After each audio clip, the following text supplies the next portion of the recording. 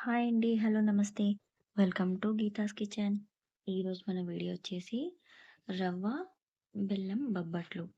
ఈ రవ్వ, బెల్లం బొబ్బట్లను ఇలా ఈజీ మెథడ్‌లో చేసుకున్నారంటే చాలా తక్కువ టైంలో రెడీ అవుతుంది.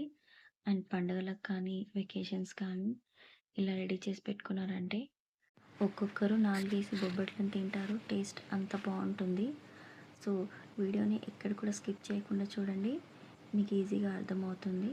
ముందుగా ఒక బౌల్ తీసుకొని అందులో 1 ½ కప్ దాకా మైదా పిండిని తీసుకోవాలి. ఈ మైదా పిండి ప్లేస్‌లో మీరు 1 కప్ మైదా పిండి, 1 కప్ గోధుమ పిండిని కూడా తీసుకోవచ్చు.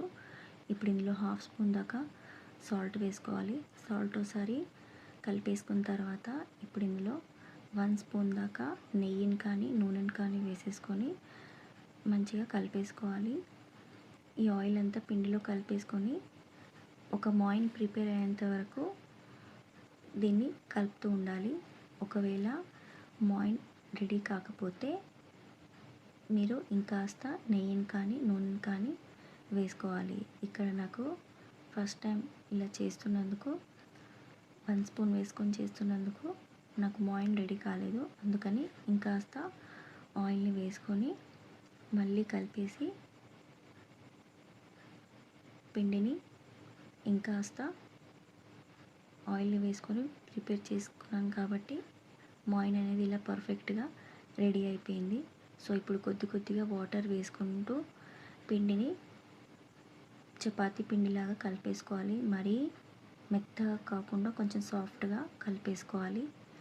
పిండిని ఇలా బాగా కలిపేసుకున్న తర్వాత దీన్ని మీరు ఒక హాఫ్ అన్ అవర్ పాటు పిండిని బాగా నాననివ్వాలి. పిండి ఎంత బాగా నానితే బొబ్బట్లు అనేటివి అంత మెత్తగా సాఫ్ట్‌గా వస్తాయి. సో, మనకు ఫస్ట్ మాయిన్ ప్రిపేర్ కావాలి. అలాగే పిండిని బాగా నానబెట్టేసుకోవాలి. ఇలా చిన్న చిన్న టిప్స్ కనుక ఫాలో అవుతే మీకు మెత్తగా, మృదువుగా, సాఫ్ట్‌గా వచ్చే బొబ్బట్లు రెడీ అవుతాయి. ఇప్పుడు పిండి అనేది ఈ విధంగా తడుపుకున్న తర్వాత దీనిపైన ఒక బౌల్‌ని మూత పెట్టేసి ఒక హాఫ్ అన్ అవర్ పాటు నాననివ్వాలి. ఈలోపు ఒక కడాయి తీసుకొని అందులో 1 కప్ దాకా రవ్వని వేసుకొని బాగా వేయించుకోవాలి. ఫస్ట్ రవ్వని వితౌట్ ఆయిల్‌తో కానీ, వితౌట్ నెయ్యితో కానీ ఫస్ట్ వేయించుకున్న తర్వాతనే ఆయిల్ కానీ, నెయ్యిని కానీ వేసుకోవాలి. ఈ విధంగా చేయడం వల్ల రవ్వ అనేది చాలా బాగా ఫాస్ట్‌గా ఉడికిపోతుంది. ఇప్పుడు ఇందులో కొంచెం ఒక 2-3 మినిట్స్ పాటు వేయించుకున్న తర్వాతనే నేను ఇక్కడ నెయ్యిని యాడ్ చేస్తున్నాను. ఇలా నెయ్యి యాడ్ చేసిన తర్వాత నాన్ స్టాప్‌గా కలుపుతూనే ఉండాలి. మంట అనేది కాస్త మీడియం ఫ్లేమ్ మీద పెట్టేసి టోటల్‌గా రవ్వ అనేది ఇలా గోల్డెన్ కలర్‌లో వచ్చేంత వరకు వేయించుకుంటే సరిపోతుంది. ఫైనల్‌గా రవ్వ అనేది ఈ విధంగా అయితే చాలు.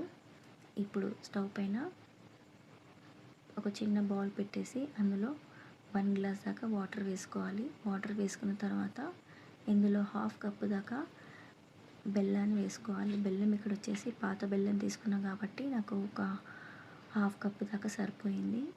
మీకు ఇంకా తీపి కావాలి అనుకుంటే 1 కప్ దాకా కూడా వేసుకోవచ్చు.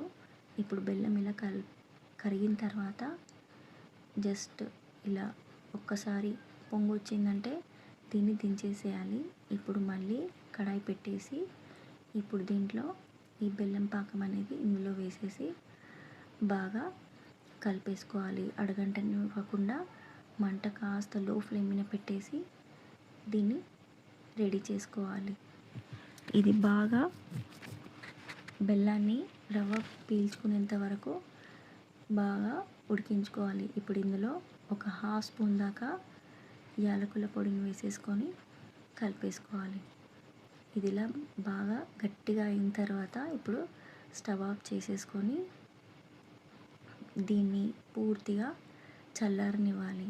ఈ విధంగా రవ్వ అనేది హల్వా అనేది రెడీ అయిన తర్వాత దీన్ని ఫ్యాన్ కింద ఒక 10-15 మినిట్స్ పాటు చల్లార్చుకుంటే సరిపోతుంది. ఇది చల్లారేలోపు మనం బొబ్బట్లను రెడీ చేసుకుందాం. ముందుగా పిండిని తీసుకొని కొంచెం కొంచెంగా కొద్దిగా చపాతీ సైజ్ అంతా పిండిని తీసుకొని తర్వాత మళ్ళీ దీన్ని మూత పెట్టేసి పక్కకు స్టోర్ చేసి పెట్టుకోవాలి. ఇప్పుడు కొంచెం చేత్తో ఇలా అనేసి ఇలా వేళ్ళతో చిన్ని చపాతీస్ లాగా చిన్ని పూరీస్ లాగా ఇలా చేసుకోవాలి. తర్వాత అరచేతి పైన ఇలా పెట్టేసి కొంచెం కొంచెంగా హల్వాని తీసుకొని దీనికి సరిపడ సైజులో చిన్ని లడ్డూను రెడీ చేసుకొని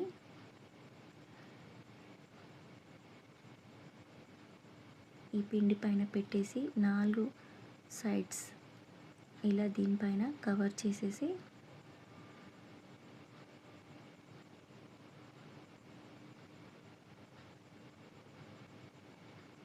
ఈ విధంగా